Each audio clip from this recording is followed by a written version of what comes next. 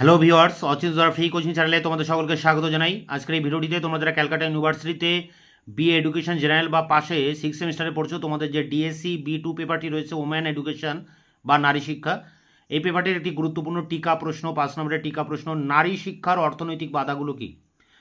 দেখো, উত্তরটি তোমরা এইভাবে লিখবে: রাজনৈতিক বাধা সম্বন্ধে আলোচনা প্রসঙ্গে এক ধরনের আর্থিক সমস্যার কথা বলা হয়েছে। অর্থাৎ বরাদ্দ অর্থের সৎ ব্যয় না হওয়াটা যে এক ধরনের আর্থিক সমস্যা, সে কথাও উল্লেখ করা হয়েছে। কিন্তু প্রত্যক্ষভাবে অর্থনৈতিক সমস্যা আরও জটিল। প্রথমত, দারিদ্র্য এক বৃহৎ সমস্যা। কথা ঠিক যে শিক্ষাই দারিদ্র্য দূরীকরণের প্রধানতম হাতিয়ার এবং শিক্ষাই পরিবার নিয়ন্ত্রণের মাধ্যমে আর্থিক সুস্থিতি নিয়ে আসতে পারে।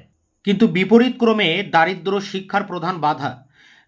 দারিদ্র পরিবারের বহু সন্তান থাকলে আর্থিকভাবে পিছিয়ে থাকা অভিভাবকরা মনে করেন যে মেয়েকে শিক্ষালয়ে পাঠানোটা অপব্যয়।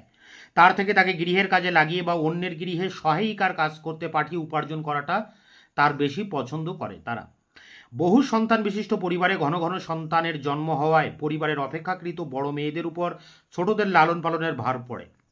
সংসারের কাজে সাহায্য করে, ছোটদের লালন পালনের দায়িত্ব পালন করে, তাদের পক্ষে লেখাপড়া করা হয়ে ওঠে না।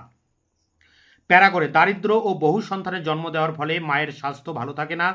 সন্তানরা অপুষ্টি, অজ্ঞাত ও স্বাস্থ্যহীনতার দরুন বিদ্যালয়ে যেতে পারে না।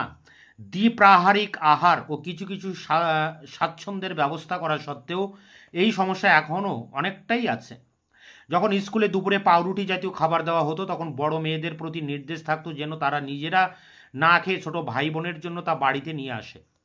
এই ধরনের নানা কারণে মেয়েদের পড়া শুরুতেই অনেক সময় বাধা হয়ে বন্ধ হয়ে যায়।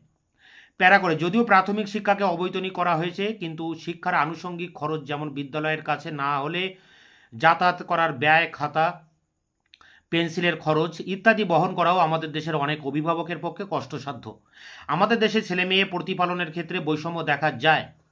ছেলেদের ক্ষেত্রে যদি বা এই আর্থিক প্রতিবন্ধকতাটাকে অতিক্রম করার চেষ্টা করা হয়, এই ভেবে যে শিক্ষিত হলে ছেলেরা বড় হয়ে রোজগার করবে এবং সংসারের ভার নেবে, মা বাবার দেখাশোনা করবে, মেয়েদের ক্ষেত্রে এটিকে অপব্যয় হিসেবে ভাবা হয়। কারণ এখনও বিশেষ করে নিম্ন আর্থসামাজিক পরিবারগুলিতে মেয়েদের বিয়ে দেওয়াই মা বাবার কর্তব্য বলে ধরা হয়।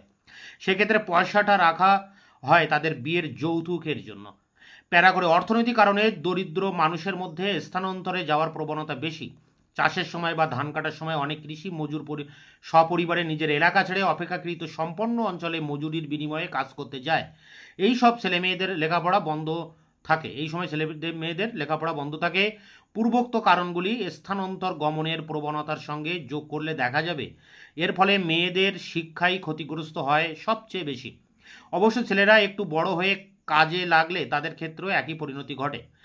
এছাড়াও দারিদ্র ও অশিক্ষার ফলে শিক্ষা সম্বন্ধে সচেতনতা কম। শিক্ষার জন্য কোনো সহায়তা দান করা বা অনুকূল পরিবেশে তাদের স্বপ্নের অতীত। শিক্ষার জন্য যেসব সুযোগ সুবিধা পাওয়া যায় সে সম্বন্ধে দরিদ্র মানুষের কোনো ধারণা না থাকায় তারা স্বেচ্ছায় এই সব সুযোগ গ্রহণ করতে পারে না। এই সব কারণে সবচেয়ে বেশি ক্ষতিগ্রস্ত হয় মেয়েদের শিক্ষা।